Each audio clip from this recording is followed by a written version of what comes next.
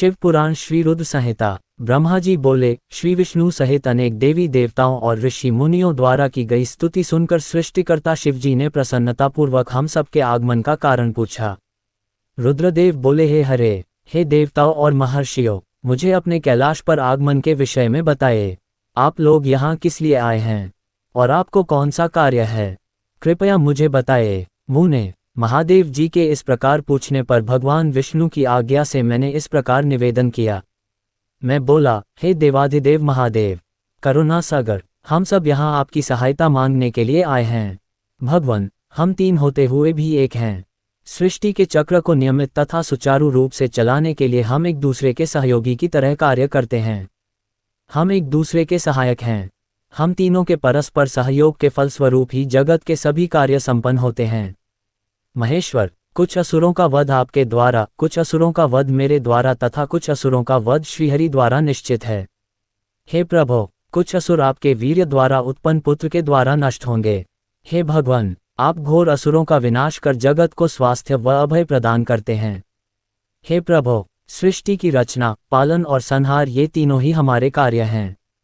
यदि हम अपने कार्य सही तरह से नहीं करें तो हमारे अलग अलग शरीर धारण करने का कोई उद्देश्य ही नहीं रहेगा। हे देव, एक ही परमात्मा महेश्वर तीन स्वरूपों में अभिव्यक्त हुए हैं। वास्तव में शिव स्वतंत्र हैं। वे लीला के उद्देश्य से सृष्टि का कार्य करते हैं।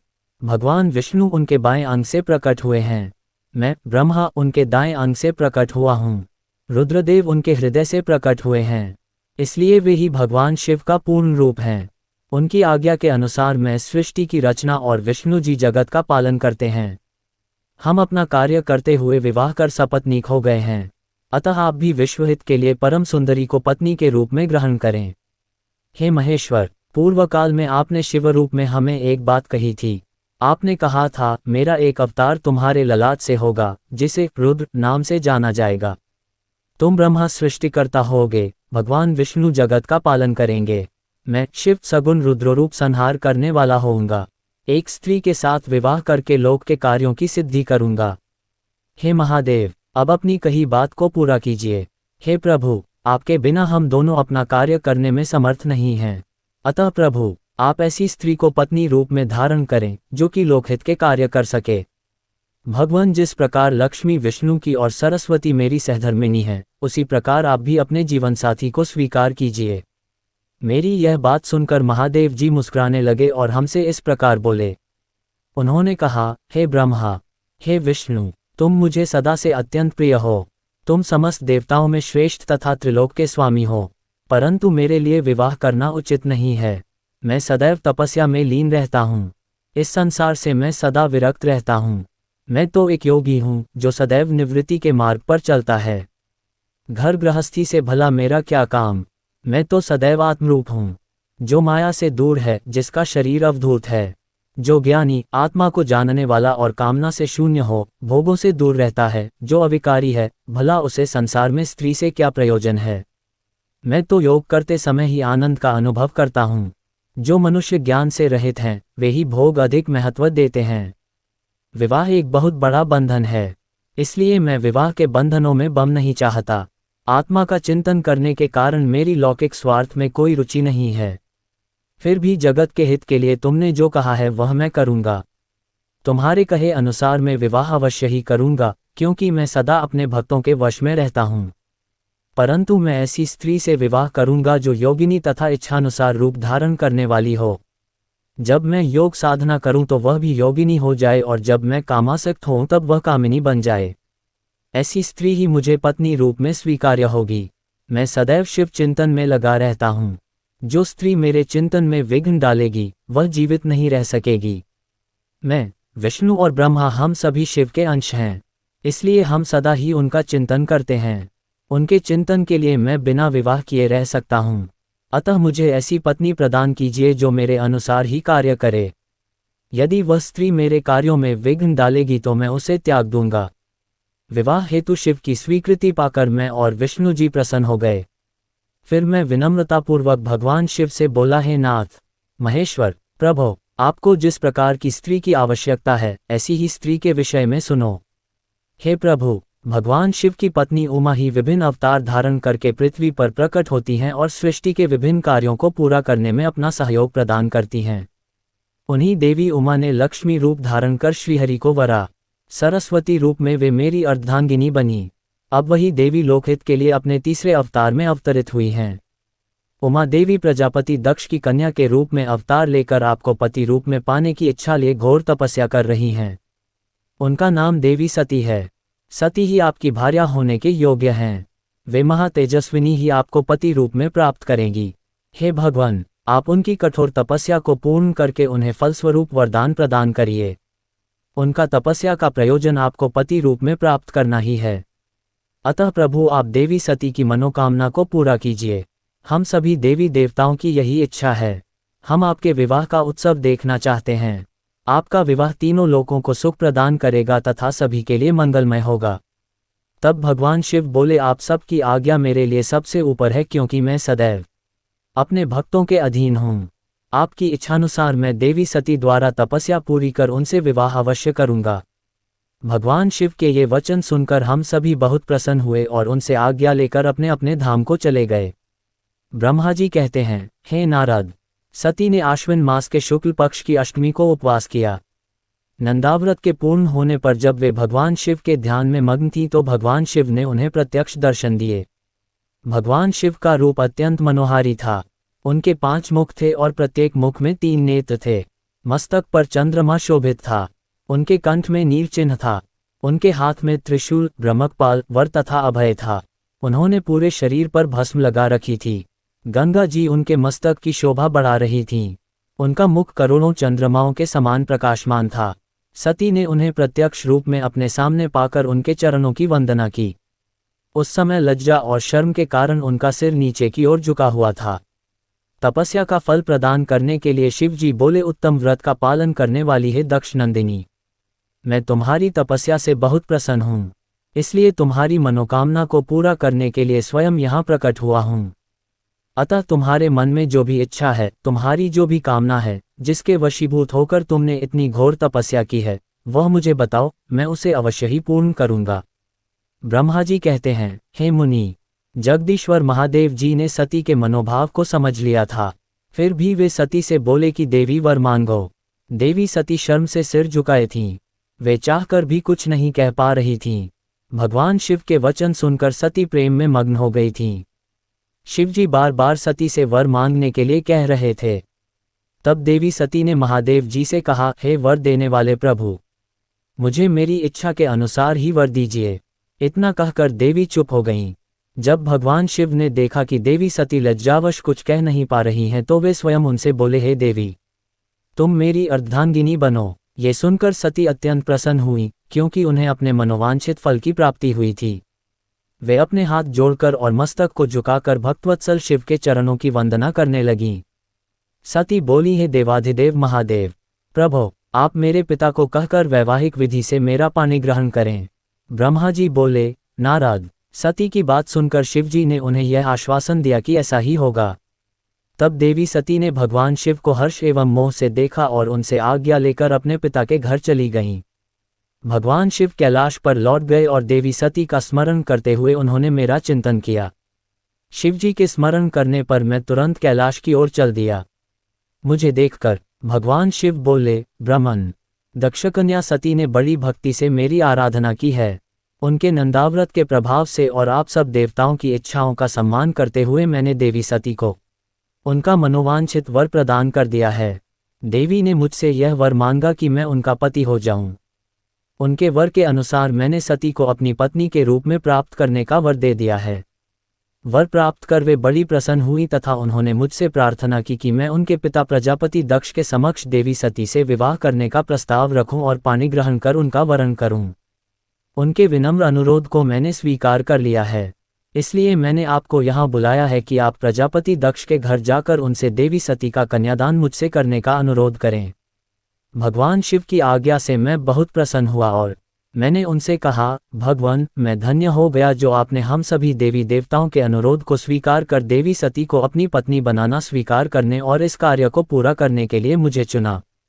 मैं आपकी आज्ञानुसार अभी प्रजापति दक्ष के घर जाता हूँ तथा उन्हें आपका संदेश सुनाकर देवी सती का हाथ आपके लिए मांगता हूँ। ये कहकर मैं वेगशाली रथ से दक्ष के घर की ओर चल दिया। नारद जी ने पूछा, हे पितामह, पहले आप मुझे ये बताइए कि देवी सती के घर लौटने पर क्या हुआ। दक्ष ने उनसे क्या कहा और क्या किया। ब्रह्मा जी नारद जी के प्रश्न का उत्तर देते हुए बोले, जब देवी सती तपस्या पूर्ण होने पर अपनी इच्छा के अनुरूप भगवान शिव से वर पाकर अपने घर लौटी तो उन्होंने श्रद्धापूर्वक अपने माता पिता को प्रणाम किया। उन्होंने अपनी सहेली द्वारा अपने माता पिता को ये सूचना दी कि उन्हें भगवान शिव से वरदान की प्राप्ति हो गई है। वे सती की तपस्या से बहुत प्रसन्न हुए हैं और उन्हें अपनी पत्नी के रूप में प्राप्त करना चाहते हैं। ये सुनकर प्रजापति दक्ष और उनकी पत्नी बहुत प्रसन्न हुए। उन्होंने आनंदित होकर बड़े उत्सव का आयोजन किया। उन्होंने ब्राह्मणों को भोजन कराया और उन्हें दक्षिणा दी। उन्होंने गरीबों और दीनों को दान दिया। कुछ समय बीतने पर प्रजापति दक्ष को पुनः चिंता होने लगी कि वे अपनी पुत्री का विवाह भगवान शिव से कैसे करें, क्योंकि वे अब तक मेरे पास सती का हाथ मांगने नहीं आए हैं। इस प्रकार प्रजापति दक्ष चिंतामग्न हो गए, लेकिन उन्हें ऐसी चिंता ज्यादा दिनों तक नहीं करनी पड़ी। शिव तो कृपा के सागर और करुणा की खान है, तब वह कैसे चिंतित रह सकता है जिसकी पुत्री ने तप द्वारा शिव का वरण किया है। जब मैं सरस्वती सहित उनके घर उपस्थित हो गया तब मुझे देखकर उन्होंने मुझे प्रणाम किया और बैठने के लिए आसन दिया। तत्पश्चात दक्ष ने मेरे आने का कारण पूछा तो मैंने अपने आने का प्रयोजन बताते हुए कहा, हे प्रजापति दक्ष, मैं भगवान शिव की आज्ञा से आपके घर आया हूँ। मैं देवी सती का हाथ महादेव जी के लिए मांगने आया हूँ। सती ने उत्तम आराधना करके भगवान शिव को प्रसन्न कर उन्हें अपने पति के रूप में प्राप्त करने का वर प्राप्त किया है। अतः तुम शीघ्र ही सती का पाणिग्रहण शिव जी के साथ कर दो। नारद, मेरी यह बातें सुनकर दक्ष बहुत प्रसन्न हुआ। उसने हर्षित मन से इस विवाह के लिए अपनी स्वीकृति दे दी। तब मैं प्रसन्न मन से कैलाश पर्वत पर चल दिया। वहां भगवान शिव मेरी उत्सुकता से प्रतीक्षा कर रहे थे। वहीं दूसरी ओर प्रजापति दक्ष, उनकी पत्नी और पुत्री सती विवाह प्रस्ताव आने पर हर्ष से विभोर हो रहे थे। ब्रह्मा जी बोले, नारद, जब मैं कैलाश पर्वत पर भगवान शिव को प्रजापति दक्ष की स्वीकृति की सूचना देने पहुंचा तो वे उत्सुकतापूर्वक मेरी ही प्रतीक्षा कर रहे थे। तब मैंने महादेव जी से कहा, हे भगवान, दक्ष ने कहा है कि वे अपनी पुत्री सती का विवाह भगवान शिव से करने को तैयार हैं, क्योंकि सती का जन्म महादेव जी के लिए ही हुआ है। यह विवाह होने पर उन्हें सबसे अधिक प्रसन्नता होगी। उनकी पुत्री सती ने महादेव जी को पति रूप में प्राप्त करने हेतु ही उनकी घोर तपस्या की है। उन्हें इस बात की भी खुशी है कि मैं स्वयं आपकी आज्ञा से उनकी पुत्री के लिए आपका अर्थात भगवान शिव का विवाह प्रस्ताव लेकर वहां गया। उन्होंने कहा, हे पितामह, उनसे कहिए कि वे शुभ लग्न और मुहूर्त में अपनी बारात लेकर स्वयं आएं।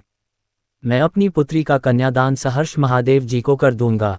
हे भगवान, दक्ष ने मुझसे यह बात कही है, इसलिए आप शुभ मुहूर्त देखकर शीघ्र ही उनके घर चलें और देवी सती का वरण करें।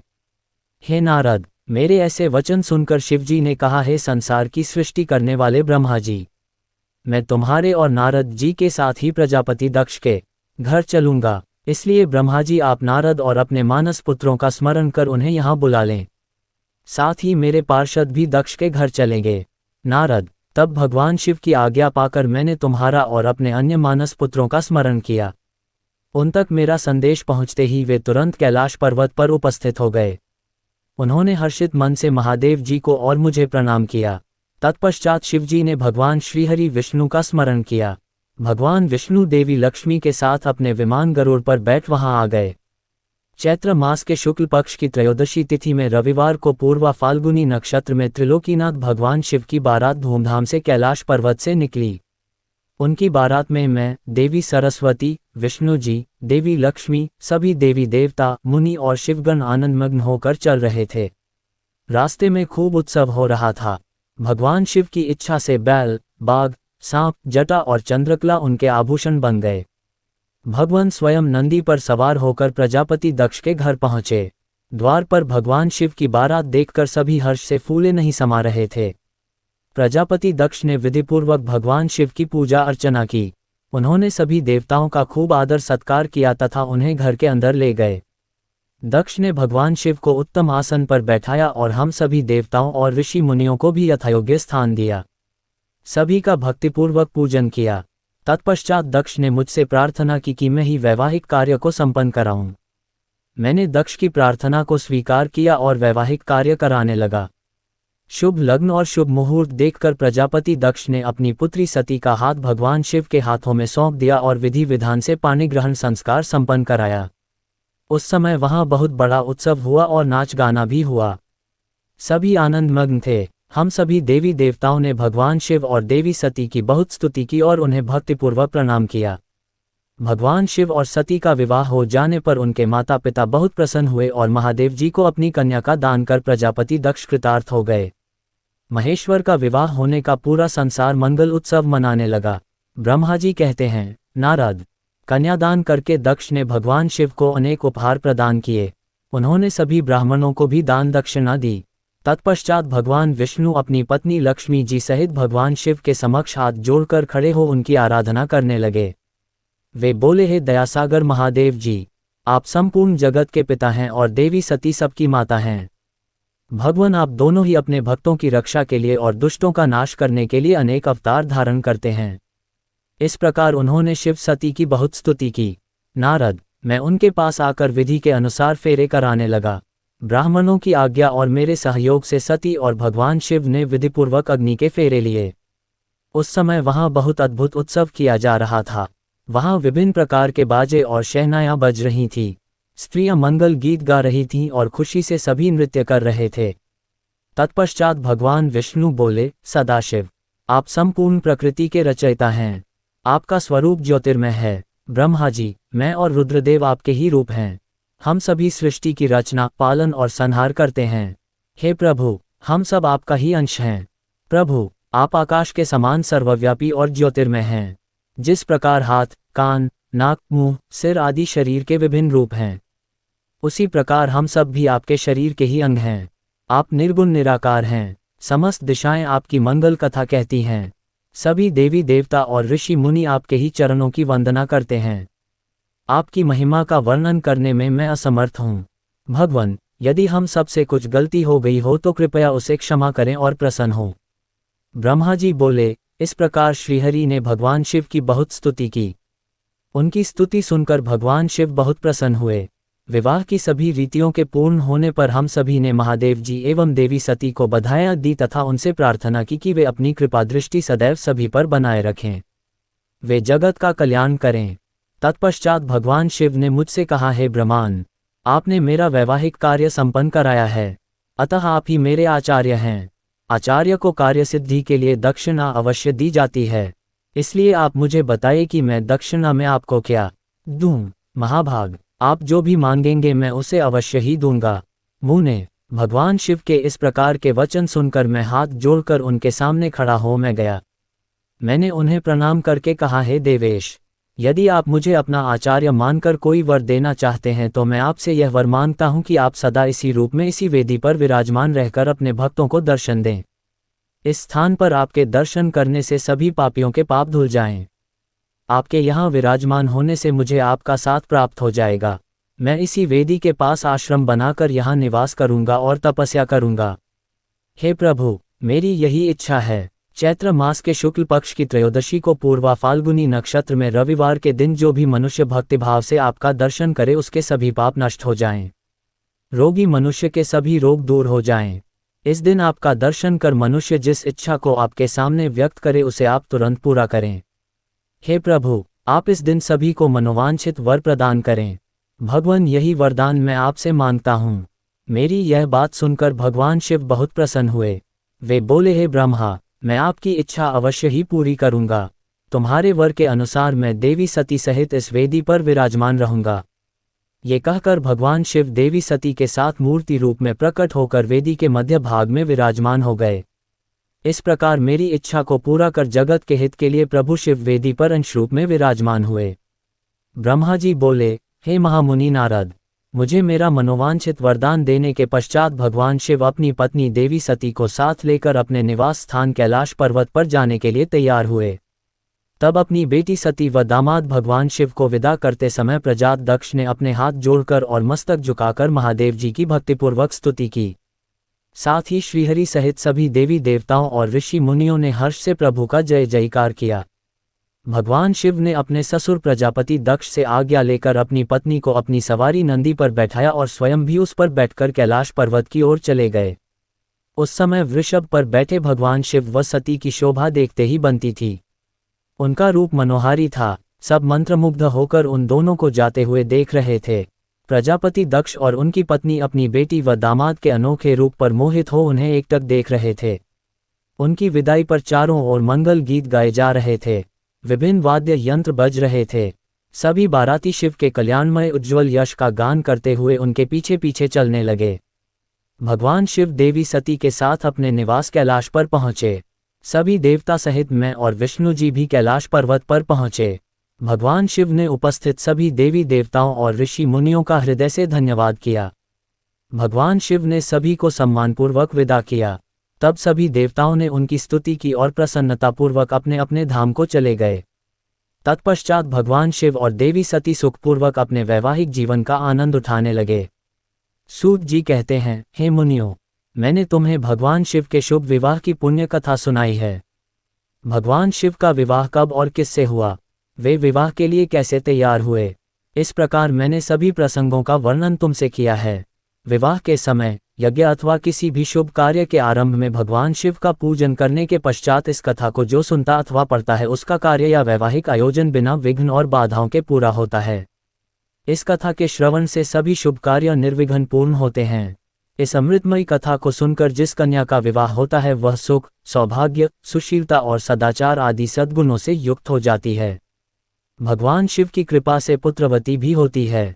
जब इंद्र को एक चिड़िया ने बताई बड़ी बात, बदले में मिला वरदान।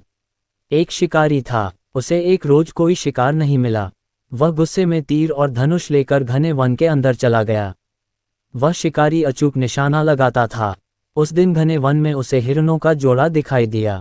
आज हम आपको एक प्रेरक कथा के बारे में बता रहे हैं जिसे पढ़कर आप भी प्रभावित हुए बिना नहीं रहेंगे। इस कथा के केंद्र में एक विशाल पेड़ और चिड़िया है।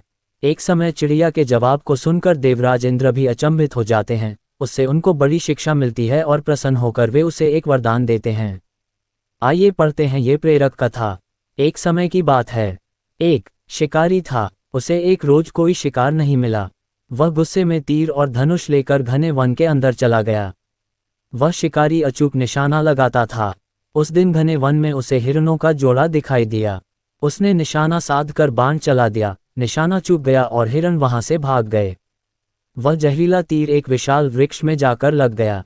उस बाण में इतना तीक्ष्ण जहर था कि उसका दुष्प्रभाव उस वृक्ष पर दिखने वाला था। ये बात शिकारी को पता थी। वह वहां से घर चला गया। जहर के प्रभाव के कारण समय के साथ साथ वह विशाल वृक्ष सूखने लगा। ये देखकर उस पर रहने वाले पक्षी डर गए और वहां से भागने लगे। धीरे धीरे कर सभी ने वहां से प्रस्थान कर लिया, सिवाय एक चिड़िया के। चिड़िया चिंतित थी कि अब वह कैसे रहेगी। ये वृक्ष सूख रहा है। वह उस वृक्ष को छोड़कर दूसरे स्थान पर जाना नहीं चाहती थी। वर्षों तक उस वृक्ष पर अपना जीवन व्यतीत करने वाले उसके साथी वहां से चले गए थे। ये सब देवराज इंद्र भी देख रहे थे। एक दिन इंद्र एक ब्राह्मण के वेश में वहां पर पहुंचे। उन्होंने उस चिड़िया से पूछा कि वह भी इस वृक्ष को छोड़कर क्यों नहीं चली जाती। ये वृक्ष अब सूख गया है, दोबारा इसके हरे होने की संभावना भी नहीं है। अब इसे छोड़ दो, किसी दूसरे विशाल वृक्ष पर अपना घोंसला बना लो। चिड़िया बोली, मैंने आपको पहचान लिया है। देवराज इंद्र आपका स्वागत है। चिड़िया की इस बात से आश्चर्य में पड़ गए। उन्होंने चिड़िया से कहा कि तुम इसे छोड़ दो।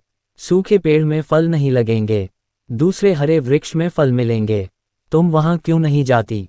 इस पर चिड़िया ने कहा कि हे देवराज, मैंने अपना बचपन इस पेड़ की डालियों पर खेल कूद कर बिताया है। इसी घोंसले में आंखें खोली हैं। इसके पत्तों पर ही गंदगी की है। तूफान, बारिश, गर्मी और सर्दी में इस वृक्ष ने हमेशा मेरी रक्षा की है। हर संकट से मुझे बचाया है। अब इस वृक्ष पर संकट आया है तो मैं कैसे इसका साथ छोड़कर भाग जाऊं। इस संकट की घड़ी में मैं इसका साथ नहीं छोड़ सकती। अब तो इसके साथ ही जीना है और इसके साथ ही मरना है। उस चिड़िया की बातें सुनकर इंद्र बहुत खुश हुए। उन्होंने उससे वरदान मांगने को कहा। तब चिड़िया ने कहा कि यदि कोई वरदान देना ही है तो इस विशाल वृक्ष को दीजिए, ताकि ये फिर हरा भरा हो जाए। इंद्र ने कहा कि ऐसा ही होगा। वह वृक्ष फिर से हरा भरा हो गया। सभी पक्षी वापस उस पर रहने लगे। उसके फल खाने लगे। उस चिड़िया से देवराज इंद्र को भी बड़ी सीख मिली। मित्र पर यदि संकट आए तो उसका साथ कभी नहीं छोड़ना चाहिए, उसकी हर संभव मदद करनी चाहिए। का पहला सूत्र चिड़िया से सीखिए। पढ़ाई हो या करियर, सफलता के लिए कोशिश सभी करते हैं, लेकिन ज़्यादातर लोग एक छोटी सी गलती करते हैं और बाकी बची जिंदगी न्यूनतम आवश्यकताओं की पूर्ति के लिए न्यूनतम सफलता हेतु संघर्ष करते हुए बिता देते हैं। इस छोटी सी कहानी से समझिए सफलता का पहला और अनिवार्य सूत्र क्या है। चिड़िया और शैतान आदमी की कहानी। एक चिड़िया रोज अपना घोंसला बनाने के लिए तिनके इकट्ठा करती थी और वह शैतान आदमी रोज उस चिड़िया का घोंसला तोड़ देता था। ऐसा कई महीनों तक चलता रहा, परंतु चिड़िया ने घोंसला बनाना बंद नहीं किया। लेकिन उस शैतान आदमी ने आखिर थक हार कर चिड़िया का घोंसला तोड़ना बंद कर दिया और फिर कुछ ही दिनों में चिड़िया ने अपने घोंसले में अंडे दिए, जिनमें से प्यारे प्यारे चिड़िया के बच्चे बाहर आए। उन नन्हे नन्हे प्यारे बच्चों को देखकर वह आदमी भी बहुत खुश हुआ, उनकी देखभाल करने लगा, उनके लिए दाने डालने लगा। एक दिन उसने चिड़िया से पूछा कि मैं तो तुम्हारा घोंसला रोज तोड़ देता था, परंतु तुमने अपना काम करना बंद क्यों नहीं किया? तो चिड़िया ने कहा कि भैया आप अपना काम कर रहे थे और मैं अपना। इस कहानी से हमें ये शिक्षा मिलती है कि यदि सफलताओं या परेशानियों से हताश होकर हम अपना काम करने की आदत छोड़ देंगे तो जिस दिन हमारी किस्मत अच्छी होगी उस दिन भी हमें सफलता नहीं मिल पाएगी, क्योंकि सफलता के लिए करते रहना जरूरी है। आलसी चिड़िया और किसान की कहानी। आलस का क्या परिणाम होता है? दोस्तों, आज हम ऐसी कहानी लेकर आए हैं जिससे आपको आसान प्रतीत होने वाले रास्तों से होने वाले नुकसान के बारे में पता चलेगा। कभी कभी हम आसानी के चक्कर में ऐसा रास्ते पर चल पड़ते हैं जिससे आगे चलकर हम पर मुश्किलों का पहाड़ टूट पड़ता है। आलसी चिड़िया और किसान की कहानी। पुराने समय की बात है। एक जंगल में एक मीठे सुर में गाने वाली एक चिड़िया रहती थी। वह अपने मधुर गाने से पूरे जंगल में प्रसिद्ध थी। एक दिन जंगल के समीप से एक किसान कीड़ों भरा संदूक लेकर जा रहा था। चिड़िया ने उस किसान को रोककर पूछा, आप कहाँ जा रहे हैं और आपके संदूक में क्या है? किसान ने चिड़िया से कहा कि इस संदूक में कीड़े हैं और मैं इसे लेकर बाजार जा रहा हूँ, वहां पर इसके बदले पंख खरीदूंगा। चिड़िया को जवाब देकर किसान आगे बढ़ने लगा। अचानक से चिड़िया ने किसान का रास्ता रोकते हुए एक अनुरोध किया। उसने किसान से कहा कि पंख तो मेरे पास भी है, लेकिन मुझे कीड़ों की तलाश में बहुत दूर दूर भटकना पड़ता है। आप मेरे पंख लेकर उसके बदले में मुझे अपने कीड़े दे दो। इससे मुझे कीड़ों की तलाश में बाहर और आपको बाजार नहीं जाना पड़ेगा। किसान ने चिड़िया की बात मानकर उसे कीड़े दे दिए और बदले में चिड़िया ने अपना एक पंख तोड़कर उसे दे दिया। उस दिन के बाद से यह सिलसिला लगातार चलता रहा और एक दिन ऐसा आया कि चिड़िया के पास देने के लिए एक भी पंख नहीं बचा। अब वह इस लायक भी नहीं रह गई कि उड़कर कीड़े भी तलाश कर सके। पंख देने के बाद उसकी कुरूपता बहुत बढ़ गई और वह बहुत ही भद्दी दिखने लगी थी। बिना पंख के किसान भी उसे कीड़े देना बंद कर चुका था। बिना भोजन के वह धीरे धीरे एकदम से कमजोर हो गई, जिसकी वजह से अब वह अच्छा गाना भी नहीं गा सकती थी। जंगल में सभी उसे नापसंद करने लगे। जल्द ही वह भी दिन आ गया जब कमजोरी और भूखमरी की वजह से वह मर गई। दोस्तों, इस कहानी की सारी बातें हम सब की जिंदगी पर भी लागू होती हैं। कभी कभी हम आसानी के चक्कर में ऐसा रास्ते पर चल पड़ते हैं कि आगे चलकर हम पर मुश्किलों का पहाड़ टूट पड़ता है। आसानी के चक्कर में चिड़िया को अपने जिंदगी से हाथ धोना पड़ गया। इसीलिए कहा जाता है कि जिंदगी में कोई शॉर्टकट नहीं है जो आपको तुरंत सफल बना सके। बिना लालच में पड़े हमको कड़ी मेहनत से सफलता के शिखर पर पहुंचना चाहिए। चिड़िया की सीख। एक समय की बात है। एक राज्य में एक राजा राज करता था। उसके महल में बहुत खूबसूरत बगीचा था। बगीचे की देखरेख की जिम्मेदारी एक माली के कंधों पर थी। माली पूरा दिन बगीचे में रहता और पेड़ पौधों की अच्छे से देखभाल किया करता था। राजा माली के काम से बहुत खुश था। बगीचे में एक अंगूर की एक बेल लगी हुई थी जिसमें ढेर सारे अंगूर फले हुए थे। एक दिन एक चिड़िया बगीचे में आए। उनसे अंगूर की बेल पर फले अंगूर चखे। अंगूर स्वाद में मीठे थे। उस दिन के बाद से वह रोज बाग में आने लगी। चिड़िया अंगूर की बेल पर बैठती और चुन चुन कर सारे मीठे अंगूर खा लेती। खट्टे और अधप के अंगूर वह नीचे गिरा देती। चिड़िया की इस हरकत पर माली को बड़ा क्रोध आता। वह उसे भगाने का प्रयास करता लेकिन सफल नहीं हो पाता। बहुत प्रयासों के बाद भी जब माली चिड़िया को भगा पाने में सफल नहीं हो पाया तो राजा के पास चला गया। उसने राजा को चिड़िया की पूरी कारस्तानी बता दी और बोला, महाराज, चिड़िया में मुझे तंग कर दिया है। उसे काबू में करना मेरे बस के बाहर है। अब आप ही कुछ करें। राजा ने खुद ही चिड़िया से निपटने का निर्णय किया। अगले दिन वह बाग में गया और अंगूर की घनी बेल की आड़ में छुपकर बैठ गया। रोज की तरह चिड़िया आए और अंगूर की बेल पर बैठकर अंगूर खाने लगी। अवसर पाकर राजा ने उसे पकड़ लिया। चिड़िया ने राजा की पकड़ से आज़ाद होने का बहुत प्रयास किया, किंतु सब व्यर्थ रहा। अंत में वह राजा से याचना करने लगी कि वो उसे छोड़ दें। राजा इसके लिए तैयार नहीं हुआ। तब चिड़िया बोली, राजन, यदि तुम मुझे छोड़ दोगे तो मैं तुम्हें ज्ञान की 4 बातें बताऊंगी। राजा चिड़िया पर क्रोधित था, किंतु इसके बाद भी उसने यह बात मान ली और बोला, ठीक है, पहले तुम मुझे ज्ञान की वो 4 बातें बताओ। उन्हें सुनने के बाद ही मैं तय करूंगा कि तुम्हें छोड़ना ठीक रहेगा या नहीं। चिड़िया बोली, ठीक है राजन, तो सुनो। पहली बात, कभी किसी हाथ आए शत्रु को जाने मत दो। ठीक है, और दूसरी बात? राजा बोला, दूसरी ये है कि कभी किसी असंभव बात पर यकीन मत करो। चिड़िया बोली, तीसरी बात, बीती बात पर पछतावा मत करो। और चौथी बात? राजन, चौथी बात बड़ी गहरी है। मैं तुम्हें वो बताना तो चाहती हूँ, किंतु तुमने मुझे इतनी जोर से जकड़ रखा है कि मेरा दम घुट रहा है। तुम अपनी पकड़ थोड़ी ढीली करो तो मैं तुम्हें चौथी बात बताऊं।